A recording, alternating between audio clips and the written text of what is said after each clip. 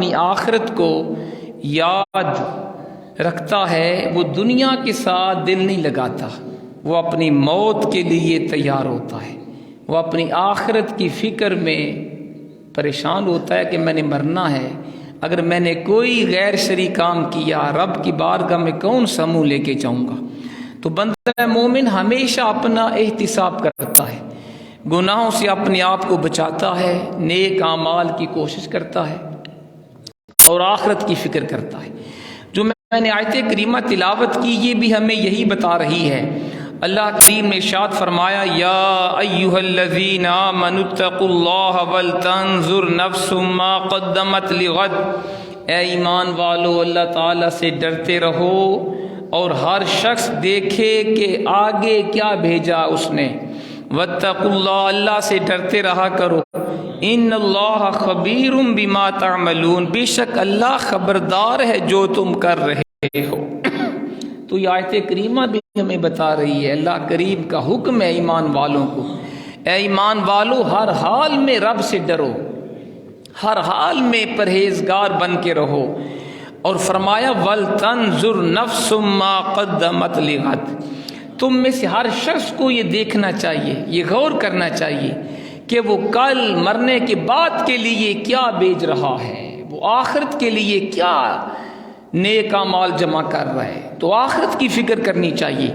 واتقوا اللہ، اللہ سے ڈرتے رہو، ان اللہ خبیر بما تعملون، اللہ تمہارے اعمال سے باخبر ہے، جو تم نیک اعمال کرتے ہو اللہ اس کو بھی جانتا ہے، جو تم گناہ کر رہے ہو رب اس کو بھی جانتا ہے۔ نبی کریم رؤوف الرحیم علیہ الصلوۃ والسلام نے بندہ مومن اور منافق کی، فاسق کی مثال حضور نے بڑی پیاری بیان فرمائی حدیث پاک میں۔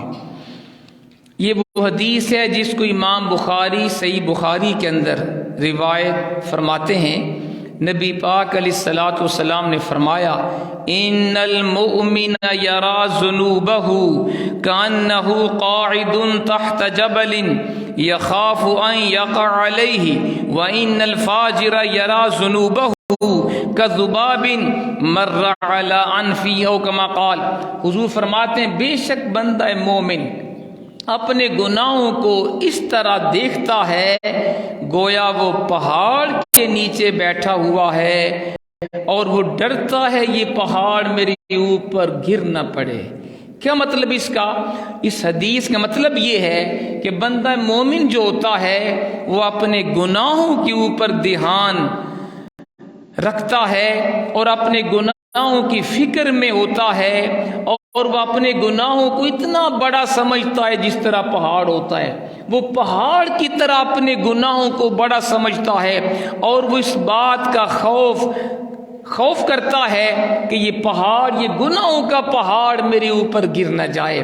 اس خوف سے وہ گناہوں سے بچتا ہے، وہ کسی گناہ کو چھوٹا سمجھ کے نہیں کرتا بلکہ ہر گناہ کو بڑا سمجھ کے اس کو چھوڑ دیتا ہے۔ یہ بندے مومن کی مثال۔ اور آگے حضور نے فاسق کی مثال بیان فرمائی وَإِنَّ الْفَاجِرَ يَرَى ذُنُوبَهُ كَذُبَابٍ مَرَّ عَلَىٰ أَنفِهِ، حضور فرماتے ہیں جو فاسق و فاجر بندہ ہوتا ہے، اللہ تعالیٰ کا نافرمان بندہ ہوتا ہے، وہ اپنے گناہوں کو مکھی کی طرح دیکھتا ہے، جیسے مکھی گزری کسی کے ناک کے پاس سے، اس نے اشارہ کیا اور مکھی کو بھگا دیا۔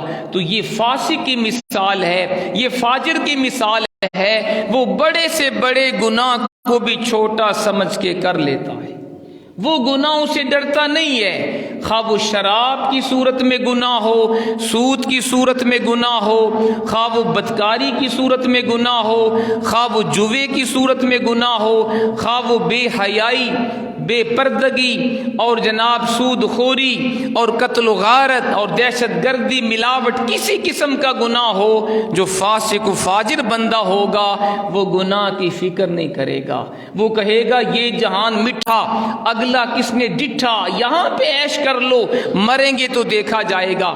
ذات محترم، اللہ کا جو نیک بندہ ہوتا ہے وہ اپنے رب سے ہر وقت ڈرتا ہے، وہ شریعت کے اوپر عمل کرتا ہے، وہ کسی گناہ کو چھوٹا سمجھ کے نہیں کرتا۔ اور بزرگان دین نے بھی ہمیں بتایا ہے کہ کسی گناہ کو چھوٹا سمجھ کے نہ کرو، کیا خبر کہ اسی کے اوپر تمہاری پکڑ ہو جائے، اور کسی گناہ کو، کسی نیکی کو چھوٹی سمجھ کے نہ چھوڑو، کیا خبر وہی نیکی تمہارے جنت میں جانے کا سبب بن جائے۔ تو کسی گناہ کو چھوٹا سمجھ کے نہیں کرنا چاہیے، اور کسی نیکی کو چھوٹی سمجھ کے نہیں چھوڑنا چاہیے۔ ذات محترم، گناہوں کو چھوٹا سمجھنا ہلاکت ہے، یہ تباہی ہے، یہ انسان کو جہنم میں لے کے جانے والا عمل ہے۔ حضرت عبادہ بن قرطہ رضی اللہ تعالیٰ عنہ فرماتے ہیں، انکم لتعتون امورا ہی ادق فی اعینکم من الشعر کننا نعیدها علی عہد رسول اللہ صلی اللہ علیہ وسلم من الموبقات والموبقات ہی المہلکات، رواہ الامام الدارمی فی سننہ۔ سنن دارمی کے اندر یہ حدیث پاک ہے۔ حضرت عبادہ بن قرطہ رضی اللہ تعالیٰ عنہ فرماتے ہیں، لوگو تم طرح طرح کے کام کرتے ہو، اور وہ تمہاری نگاہوں میں وہ بال کی طرح چھوٹے ہوتے ہیں۔ تم اتنے اس طرح کے کام، اس طرح کے گناہ تم کرتے ہو کہ تمہاری نگاہ میں وہ بال کی طرح چھوٹے ہوتے ہیں، جبکہ ہم حضور کے زمانے میں ان کاموں کو ہلاک کرنے والے کام سمجھتے تھے۔ کیا مطلب اس کا؟ یہ صحابی نے لوگوں کو بتایا کہ آج تم ایسے ایسے کام کر رہے ہو، ایسے ایسے گناہ تم کرتے ہو جن کو تم بال کی طرح چھوٹا سا گناہ سمجھتے ہو، جبکہ وہ بہت بڑا گناہ ہوتا ہے۔ ہم تو حضور کے زمانے میں ان چھوٹے چھوٹے کاموں کو بھی ہلاک کرنے والے کام سمجھتے تھے اور ان کو چھوڑ دیا کرتے تھے۔ تو اس سے پتہ چلا صحابہ کرام چھوٹے چھوٹے گناہوں سے بھی بچتے تھے، بڑے گناہوں کا تصور اس دور میں بہت تھوڑا تھا۔ آج ہم اتنے دنیا دار ہو گئے، آخرت سے بے خبر ہو گئے، اللہ رسول کے احکام سے دور ہو گئے، ہم بڑے بڑے گناہوں کو بھی چھوٹا چھوٹا گناہ سمجھ کے کر لیتے ہیں، حالانکہ ہمیں ڈرنا چاہیے کہ گناہ چھوٹا ہو وہ بھی قابل گرفت ہے، گناہ بڑا ہو وہ بھی قابل گرفت ہے، لہذا ہمیں ہر قسم کے گناہ سے اپنے آپ کو بچانا چاہیے۔ ذات محترم، بندہ مومن کی شان یہ ہے، اللہ کا نیک بندہ وہ ہوتا ہے جو ہر وقت ہر روز اپنے نفس کا محاسبہ کرتا ہے، جو ہر وقت سوچتا ہے میں کوئی ایسا کام نہ کروں جس کے کرنے سے میرا رب کریم ناراض ہو جائے، میرا پیارا حبیب ناراض ہو جائے۔ تو بندہ مومن جو ہوتا ہے وہ ہر وقت اپنا محاسبہ کرتا ہے۔ سنیے گا حدیث پاک، حضرت سیدنا عمر بن خطاب فاروق اعظم رضی اللہ تعالیٰ عنہ، آپ نے ایک مرتبہ صحابہ کرام کو خطبہ دیتے ہوئے فرمایا، حاسبوا انفسکم قبل ان تحاسبوا وزنوا انفسکم قبل ان توزنوا وتزینوا للعرض الاکبر یوم تعرضون لا تخفى منکم خافیہ۔ امام ابن ابی شیبہ نے مصنف کے اندر اس حدیث پاک کو روایت کیا ہے۔ سیدنا فاروق اعظم رضی اللہ تعالی عنہ نے ایک مرتبہ صحابہ کرام کو خطبہ دیتے ہوئے فرمایا تھا، حاسبوا انفسکم قبل ان تحاسبوا، اپنے نفسوں کا محاسبہ کر لو اس سے پہلے کہ تمہارا محاسبہ کیا جائے، اپنے آپ کا خود احتساب کر لو اس سے پہلے کہ قیامت کو رب تمہارا احتساب کرے۔ اور آپ نے فرمایا وزنوا انفسکم قبل ان توزنوا، خود اپنے آپ کا وزن کر لیا کرو، خود اپنے آپ کے اندر غور کر لیا کرو اس سے پہلے کہ قیامت کو تمہارے نامہ اعمال کا وزن کیا جائے۔ وتزینوا للعرض الاکبر، اور آپ نے فرمایا اے صحابہ اس بڑے دن کے لیے یعنی قیامت قیامت کے دن کے لیے تیاری کر لو. یوم تعرضون لا تخفی منکم خافیہ، وہ ایسا دن ہے جس میں تم سے کوئی بھی چیز پوشیدہ نہیں رہے گی. اس حدیث کا مطلب یہ ہے کہ فرمایا گیا کہ اپنی زندگی میں اپنے اعمال کا محاسبہ کر لیا کرو. ہر عمل کرنے سے پہلے سوچ لیا کرو جو کام میں کرنے لگا ہوں اللہ رسول نے اس کی اجازت دی ہے کہ نہیں دی. اگر اجازت دی ہے وہ کام کر لو، اور اگر اللہ رسول نے اس کام سے منع کیا ہوا ہے اس کام سے رک جاؤ. فرمایا دنیا میں اپنا محاسبہ کرو، اپنے آپ کو ہر قسم کے صغیرہ کبیرہ گناہوں سے بچا کے رکھو، ورنہ قیامت کو تمہارا رب تمہارا محاسبہ کرے گا. اور اس وقت تم اگر چاہو گے بھی بچ پاؤ تم بچنے نہیں پاؤ گے، تمہیں ہر عمل کا حساب دینا ہوگا. اور پھر فرمایا خود اپنے اعمال کا وزن کر لو، خود سوچ لو کہ جب سے میں بالغ ہوا میں نے کتنی نیکیاں کی، کتنی نمازیں پڑھی، کتنے روزے رکھے، کتنے غریبوں کی مدد کی، کتنے قرآن پاک میں نے پڑھے، کتنی مرتبہ میں نے درود پڑھا، کتنے نیک اعمال کیے. یہ خود سوچو، اور یہ بھی سوچا کرو میں نے بالغ ہونے سے آج تک کتنے گناہ کیے، کتنی نمازوں کو چھوڑا، کتنے رمضان پاک کے روزے چھوڑے، کتنی مرتبہ میں نے سود کھایا، کتنی مرتبہ رشوت لی، کتنی مرتبہ کسی مسلمان سے دھوکہ کیا، ملاوٹ کی، لوگوں کو قتل کیا، لوگوں کے اوپر ظلم کیا، حقوق چھینے. فرمایا اپنی زندگی میں اپنا محاسبہ کر لو ورنہ قیامت کو تم سے محاسبہ کیا جائے گا. خود اپنے اعمال کا وزن کر لو ورنہ میزان عمل کے اوپر تمہارے اعمال تولے جائیں گے. وَتَزَيَّنُوا لِلْعَبْدِ الْأَكْبَرِ، اس بڑے دن کے لیے یعنی قیامت کے دن کے لیے تیاری کر لو.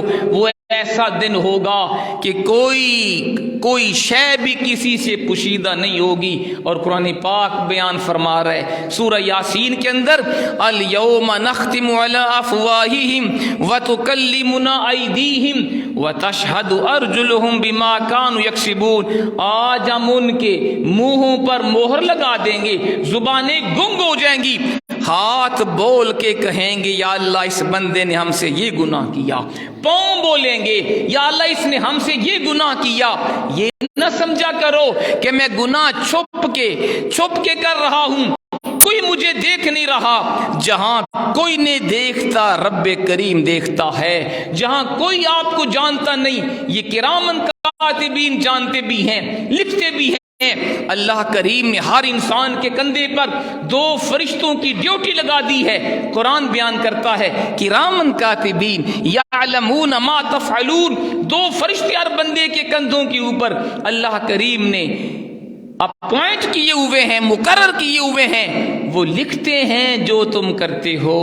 دائیں کندھے والا فرشتہ نیک اعمال تحریر کر رہا ہے، بائیں والا گناہ تحریر کر رہا ہے. اور قیامت کو نیکیاں بھی سامنے آ جائیں گی، گناہ بھی سامنے آ جائیں گے. اور قرآن بیان کرتا ہے قیامت کو کہا جائے گا اقرا کتابک کفا بنفسک اليوم علیک حسیبا. اپنا نامہ عمل خود پڑھ لو، خود دیکھ لو تم نے پوری زندگی کتنی نیکیاں کی یہ بھی تمہارے سامنے ہیں، تم نے پوری زندگی کتنے گناہ کیے یہ بھی تمہارے سامنے ہیں. تو کہا جائے گا جو خود اپنا احتساب کر لو، خود فیصلہ کرو، خود بتاؤ یہ نیکیاں تم نے کی ہیں کہ نہیں کی، یہ گناہ کس نے کیے اگر تم نے نہیں کیے. تو ذات محترم ہمیں اپنے آپ کو بدلنا چاہیے. نئے سال کا مطلب یہ ہے ہمیں نئے سال سے پہلے جو سال جانے والا ہے جس کی آج 30 تاریخ ہے، اس سال کے اختتام سے پہلے ہمیں اپنا احتساب کرنا چاہیے، اپنے نئے اعمال کے اوپر خدا کا شکر کرنا چاہیے اور گناہوں کے اوپر سچی توبہ کرنی چاہیے. قرآن پاک ہمیں بیان فرما رہا ہے اللہ اس قوم کی حالت نہیں بدلتا جو خود اپنی حالت نہیں بدلتے۔ قرآن پاک کے اندر ارشاد ہوا ان اللہ لا یغیر ما بقوم حتی یغیروا ما بانفسہم، سورۃ الرعد آیت نمبر 11 میں فرمایا بے شک اللہ اس قوم کی حالت نہیں بدلتا جو خود اپنی حالت نہیں بدلتے۔ تو ہمیں اپنے آپ کو بدلنا ہوگا۔ نئے سال کا تحفہ یہ ہے، پچھلے سال جتنے گناہ ہم نے کیے ہم یہ عہد کریں یا اللہ ہمارے پچھلے گناہ معاف فرما، آئندہ سال یہ گناہ نہیں کریں گے۔ یہ طریقہ ہے۔ ذات محترم ہمیں ہر وقت اپنا محاسبہ کرنا چاہیے۔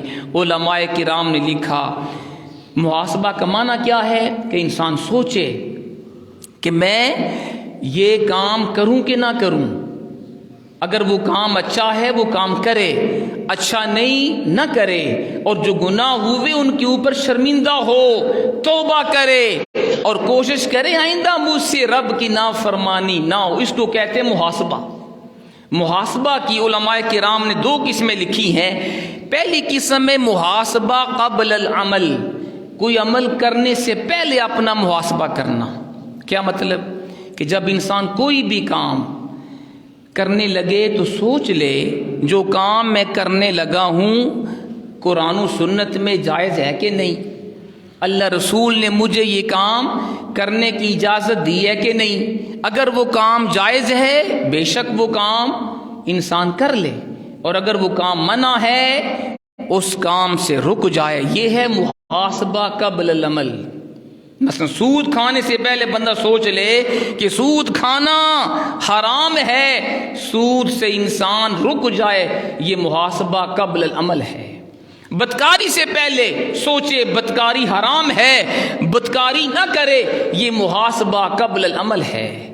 ٹھیک ہے جی۔ اسی طرح دیگر جو گناہ وہ بھی۔ دوسری قسم ہے محاسبہ بعد العمل۔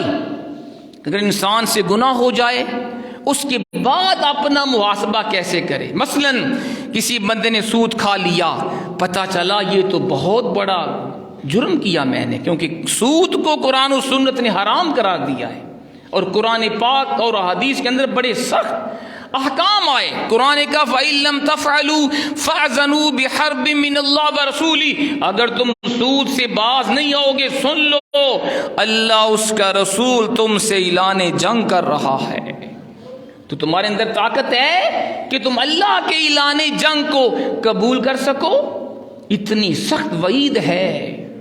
تو ذات محترم اگر انسان سے گناہ ہو جائے اس کے بعد انسان توبہ کر لے اور اپنے گناہ کے اوپر شرمندہ ہو جائے، میں نے سود کیوں کھایا، رشوت کیوں لی، بدکاری کیوں کی، فلم ڈرامہ ناچ گانا کیوں دیکھا سنا، میں نے ملاوٹ کیوں کی، اپنے بھائی بہنوں کے اوپر ظلم کیوں کیا، کسی کا حق کیوں چھینا، اس کے اوپر روئے، آنسو بہائے اور توبہ استغفار کرے اور اللہ سے وعدہ کرے یا اللہ ایک مرتبہ میرے یہ گناہ معاف فرما، آئندہ کبھی بھی یہ گناہ نہیں کروں گا۔ اس کو کہتے ہیں محاسبہ بعد العمل، کہ گناہ کے بعد اپنا محاسبہ کرنا۔ ذات محترم سنیے گا، عقل مند کون ہے جی؟ ہم سمجھتے ہیں عقل مند وہ ہے جس کے پاس مال و دولت ہو، جس کو مال و دولت جمع کرنے کا شوق ہو اور اس کو مختلف قسم کے طریقے وہ جانتا ہو کس طرح مال و دولت کو جمع کرنا ہے، کس طرح کسی کو دھوکہ دینا ہے، کس طرح کسی کا حق چھیننا ہے۔ ہم اس کو عقل مند کہتے ہیں جو مال و دولت والا ہو۔ نہیں، وہ عقل مند نہیں، وہ تو بے وقوف ہے۔ عقل مند کون ہے؟ سنیے حضور نے کیا فرمایا۔ حضرت ابو یعلا شداد بن اوس اس حدیث پاک کو روایت فرماتے ہیں، قال رسول اللہ علیہ الصلوۃ والسلام الکیس من دان نفسہ وعمل لما بعد الموت۔ حضور فرماتے ہیں صحابہ سنو، عقل مند کون ہے؟ عقل مند وہ ہے جس نے اپنے آپ کو اپنے رب کے سامنے جھکا دیا۔ عقل مند کون ہے؟ سود کھانے والا عقل مند نہیں ہے، رشوت لینے والا عقل مند نہیں ہے، ملاوٹ کرنے والا عقل مند نہیں ہے، اور نئے سال کی خوشی میں ون ویلنگ کرنے والا، آتش بازیاں کرنے والا، موسیقی کے اوپر اپنا وقت اور جوانی کو تباہ کرنے والا عقل مند نہیں ہے، وہ تو بے وقوف ہے۔ عقل مند وہ ہے جو اپنی ذات کو اپنے رب کے فرمان کے سامنے جھکا دے۔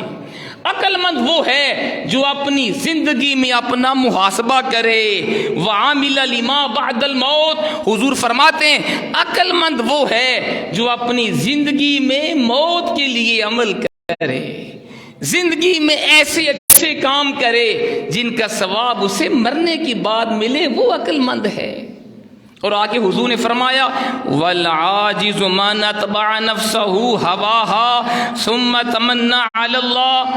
امام ابن ماجہ سنن ابن ماجہ کے اندر، امام احمد بن حنبل مسند کے اندر، اور امام بہقی السنن الکبریٰ کے اندر اس حدیث کو بیان فرما رہے ہیں۔ حضور نے فرمایا عاجز وہ ہے، عاجز کا معنی بے وقوف وہ ہے، احمق وہ ہے جو اپنے آپ کو خواہشات کے پیچھے لگا دے، جو خواہشات نفسانی کے پیچھے جائے، جو شیطان کہے وہ کرے، نفس جو کہے وہ کرے۔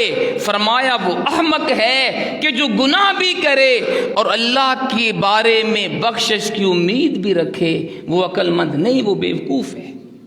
تو ذات محترم عقل مند وہ ہے جو اپنی زندگی میں مرنے سے پہلے اپنا محاسبہ کر لے، گناہوں سے رک جائے، نیک اعمال کرنے شروع کر دے، وہ عقل مند ہے۔ اور بے وقوف وہ ہے جو اپنی زندگی میں عیاشی کرے، سود کھائے، رشوت لے، قتل و غارت کرے، ملاوٹ کرے، دھوکے کرے، ناچ گانا فلمیں ڈرامے سنے دیکھے، وہ حدیث کے مطابق بے وقوف ہے، کیونکہ وہ شیطان کی پیروی کر رہا ہے۔ شیطان چاہتا ہے جس طرح مجھے اللہ نے جنت سے نکالا، لعنت کا طوق میرے گلے میں ڈالا، یہ سارے میرے ساتھ لعنت کے مستحق بن جائیں۔ ذات محترم سنیے، صحابہ کرام اپنا احتساب کس طرح کیا کرتے تھے۔ آج ہمیں موت یاد نہیں ہے، ہم دنیا دار ہو گئے، مال و دولت کی محبت کے اندر اتنے ہم مست ہو گئے، یاد ہی نہیں ہوتا ہم نے مرنا بھی ہے۔ کہتے ہیں بس پیسہ کما لو، پیسہ ملنا چاہیے، کوٹھی بننی چاہیے، بینک بیلنس بڑھنا چاہیے، خاصوت کا ہے، رشوت کا ہے، دھوکے کا ہے، بلیک مارکیٹنگ کا ہے۔ میرے بھائیوں ایسا نہ کرو۔ سنیے گا ہمارے صحابہ کرام کس طرح اپنا احتساب کیا کرتے تھے اور اپنے آخرت کے لیے کس طرح تیاری کیا کرتے تھے۔ سیدنا ابو طلحہ رضی اللہ تعالیٰ عنہ حضور کے بڑے پیارے صحابی ہیں۔ آپ کے بارے میں روایت میں آتا ہے کسی پرندے نے ان کی توجہ نماز سے ہٹا کے ان کے باغ کی طرف کروا دی۔ حضرت ابو طلحہ مالدار صحابی تھے، غریب نہیں تھے، باغ ان کا اپنا تھا، باغ کے مالک تھے۔ ایک مرتبہ نماز ادا فرما رہے تھے، پرندے نے آپ کی توجہ آپ کے باغ کی طرف کر دی۔ آپ نے غور کیا میری توجہ آج نماز سے کیوں باغ کی طرف گئی؟ اگر میرا باغ نہ ہوتا، میں اتنا مالدار نہ ہوتا، میری توجہ رب کی ذکر سے دوسری طرف نہ جاتی۔ آپ اس کے اوپر شرمندہ ہوئے اور فرمایا چونکہ میری توجہ اللہ کی یاد سے ہٹ کر باغ کی طرف گئی ہے، آپ نے بطور کفارہ اپنا باغ غریبوں میں صدقہ فرما دیا۔ میں اس باغ کو اپنے پاس نہیں رکھوں گا جو میری نماز میں خلل ڈالے۔ وہ پیسے مجھے نہیں چاہیے جن کی وجہ سے میں یاد الہی سے غافل ہو جاؤں۔ یہ ہمارے صحابہ کرام تھے۔ آج ہم کہتے ہیں بس پیسہ آئے، جیسا بھی ہے پیسہ ملے، حرام کا ہے، سود کا ہے، رشوت کا ہے، بس پیسہ ملنا چاہیے۔ یہ ہم بھول جاتے ہیں ہم نے آگے جا کے اس پیسے کا حساب بھی دینا ہے۔ کہتے ہیں جی میں اپنے بیوی بچوں کے لیے جھوٹ بولتا ہوں، بیوی بچوں کے لیے سود کھاتا ہوں، بیوی بچوں کے لیے رشوت لیتا ہوں۔ ارے بھائی جب تو مر گیا یہ بیوی بچے تیرے کام نہیں آئیں گے، یہ تو شاید دوبارہ تمہاری قبر پہ بھی نہ جائیں، جن کے لیے تم نے چھوڑا یہ تمہیں بھول جائیں گے۔ تم قبر میں اپنے اعمال کا جواب دو گے۔ کیا جواب دو گے وہاں پہ؟ تو ذات محترم صحابہ کرام ہمارے ایسے تھے، وہ اپنی موت کی تیاری زیادہ کرتے تھے۔ ایک اور بھی سن لیں، سیدنا عبداللہ بن سلام، یہ بھی صحابی ہیں اور اسلام سے پہلے یہود کے بہت بڑے عالم تھے۔ آپ نے ایک مرتبہ لکڑیوں کا گٹھا اٹھایا، کسی نے کہا حضور اے ابو یوسف، آپ کے بیٹے بھی ہیں غلام بھی ہیں، ان میں سے کسی کو کہتے وہ یہ کام کرتا۔ آپ نے فرمایا میں اپنے نفس کا امتحان لینا چاہتا ہوں کہ یہ کام کرتا ہے کہ نہیں کرتا۔ یہ تھے ہمارے اسلاف، اپنا کام اپنے ہاتھوں سے کرنے میں فخر محسوس کرتا۔ آج جس کے پاس 4 پیسے آ جائیں وہ کہتا ہے میں اپنا کام نہیں کروں گا، میری شان کے خلاف ہے، نوکر کریں بچے کریں۔ ارے اپنا کام اپنے ہاتھوں سے کیا کرو، یہ ہمارے پیارے آقا کی سنت ہے۔ اور سنیں، سیدنا فاروق اعظم رضی اللہ تعالیٰ عنہ رات کے وقت اپنے آپ کو درہ مارتے اور کہتے اے نفس آج تو نے کیا عمل کیا ہے۔ یہ خوف خدا تھا، ورنہ آپ تو عادل خلیفہ تھے، آپ تو خوف خدا والے خلیفہ تھے، آپ ریاست مدینہ کے اصل والی تھے، اور آپ کے دل میں خدا کا اتنا خوف تھا کہ فرمایا عمر اگر تیری حکومت کے اندر ایک کتا یا بھیڑ کا بچہ نہر فرات کے کنارے بھوکا مر گیا تو اسے قیامت کو سوال ہوگا۔ یہ خوف خدا تھا، لیکن پھر بھی اپنے آپ کو درہ مارتے اور کہتے اے نفس آج تو نے کیا کام کیا، کوئی کام اچھا بھی کیا یا اچھا نہیں کیا، یعنی اچھا کام کرنے کے باوجود بھی اپنے اچھے کاموں کو اچھا نہیں سمجھتے تھے، یعنی اپنے نیک اعمال کے اوپر غرور تکبر نہیں کرتے تھے۔ سیدنا حسن بصری رحمۃ اللہ علیہ فرماتے ہیں دنیا میں نفس کا محاسبہ کرنے والوں کا حساب آخرت میں آسان ہوگا۔ دنیا میں اپنے آپ کا محاسبہ کرنے والوں کا حساب آخرت میں آسان ہوگا، جبکہ محاسبہ نہ کرنے والوں کا حساب آخرت میں سخت ہوگا۔ تو پتہ چلا جو دنیا میں خود اپنا محاسبہ کر لے، خود سوچے میں نے کتنے گناہ کیے، ان کے اوپر شرمسار ہو، اللہ سے سچی معافی مانگے، گناہوں سے باز آ جائے، نیک اعمال کرے۔ جو بندہ دنیا میں اپنا محاسبہ کرے گا اللہ اس کا آخرت میں محاسبہ نہیں فرمائے گا۔ ذات محترم جس کام کا انجام اچھا ہے وہ کام کرنا چاہیے، اور جس کا انجام اچھا نہ ہو وہ کام نہیں کرنا چاہیے۔ کسی شخص نے نبی پاک علیہ الصلوۃ والسلام سے پوچھا حضور مجھے کوئی نصیحت فرمائیں، یہ حضور سے پوچھا گیا۔ آپ نے فرمایا جب کسی کام کا ارادہ کرو تو اس کے انجام میں غور و فکر کر لو، اگر انجام اچھا ہو تو اسے کر لو، اگر برا ہو تو نہ کرو۔ یہ حضور نے اپنے صحابی کو نصیحت فرمائی۔ تو اس میں ہمارے لیے سبق یہ ہے جب بھی کوئی کام کرنے لگے سوچ لیا کریں اس کا انجام کیا ہوگا۔ اگر اس کا انجام اچھا ہے وہ کام کر لو، اور اگر انجام اچھا نہیں وہ کام نہ کرو۔ مثلا سود کھانے والا سوچ لیا کرے اس کا انجام کیا ہوگا، اللہ رسول میرے سے ناراض ہو جائے گا، میں کیا جواب دوں گا۔ رشوت لینے والا سوچ لیا کرے رشوت کے بارے حضور نے فرمایا الراشی والمرتشی کلاہما فی النار، رشوت لینے والا دینے والا دونوں جہنم میں جائیں گے۔ تو رشوت لینے دینے والوں کو سوچ لینا چاہیے رشوت کا انجام کیا ہوگا۔ بدکاری کرنے والوں کو سوچنا چاہیے یہ جو میں چھپ کے بدکاری کر رہا ہوں اس کا انجام کیا ہوگا، اللہ رسول نے بدکاری سے منع کیا، اگر قیامت کو سوال ہوا کیا جواب دوں گا۔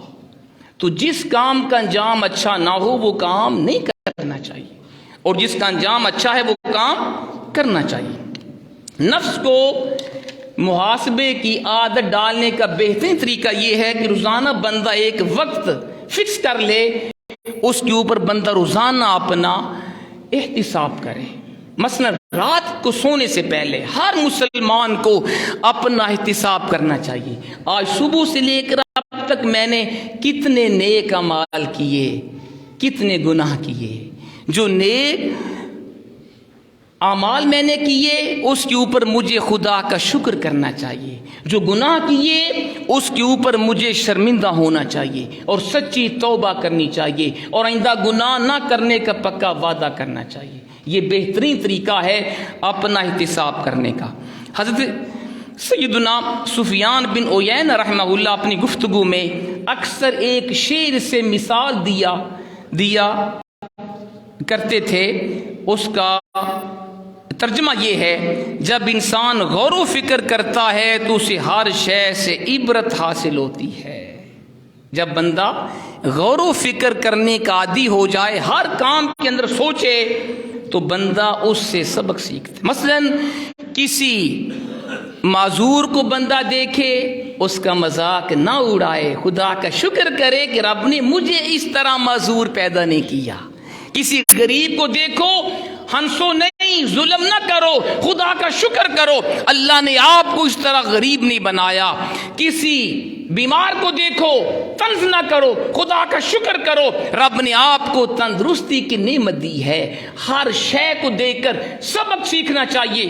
یہ بزرگان دین کا یہی طریقہ ہے۔ ذات محترم، آخر میں پیغام کیا ہے؟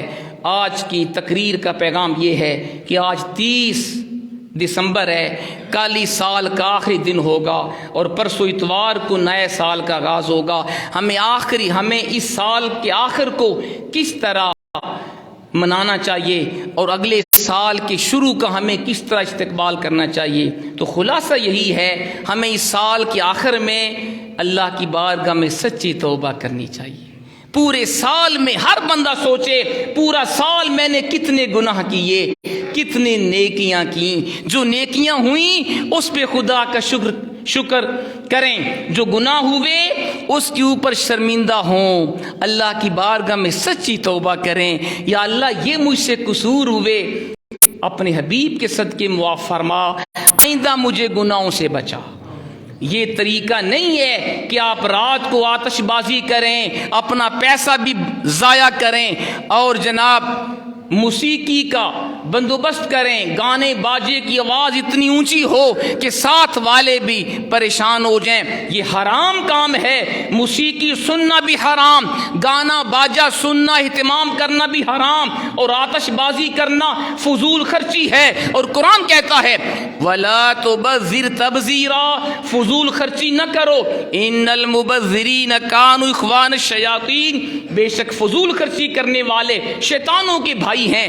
وَكَانَ الشَّيْطَانُ لِرَبِّهِ كَفُورًا، اور شیطان اپنے رب کا ناشکرا ہے۔ تو ہمیں آتش بازی نہیں کرنی چاہیے۔ اسی طرح ون ویلنگ کے ذریعے خود بھی زخمی ہونا، مرنا اور دوسروں کو زخمی کرنا، مارنا، یہ بھی جائز نہیں ہے۔ ہمیں اپنے آپ کو بھی بچانا چاہیے، اپنے بچوں کو خاص طور پہ تاکید کرنی چاہیے کہ بیٹا اس سال کا، نئے سال کا مطلب یہ نہیں ہے کہ تم اللہ رسول کی نافرمانیاں کر کے اس کو ناراض کرو۔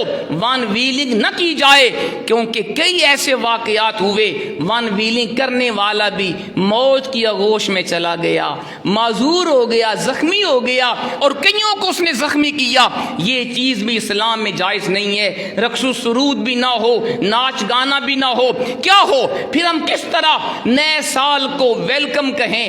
بہترین طریقہ یہ ہے جب نیا سال شروع ہو اس کا آغاز آپ سچی توبہ سے کریں، اللہ کی بارگاہ میں سچی توبہ کریں، یا اللہ پچھلے سال جو میرے سے گناہ ہوئے وہ معاف فرما، آئندہ سال انشاءاللہ میں گناہوں سے بچوں گا۔ اور نئے سال کا آغاز فجر کی نماز کے ساتھ ہو، فجر کی نماز با جماعت پڑھیے۔ نئے سال کا آغاز تلاوت قرآن پاک سے ہو، نئے سال کا آغاز درود پاک سے ہو، سچی توبہ سے ہو، اور اللہ کی بارگاہ میں آئندہ سال کے لیے دعا کریں۔ اللہ کریم آنے والا سال پوری امت مسلمہ کے لیے خیر و برکت کا باعث بنائے۔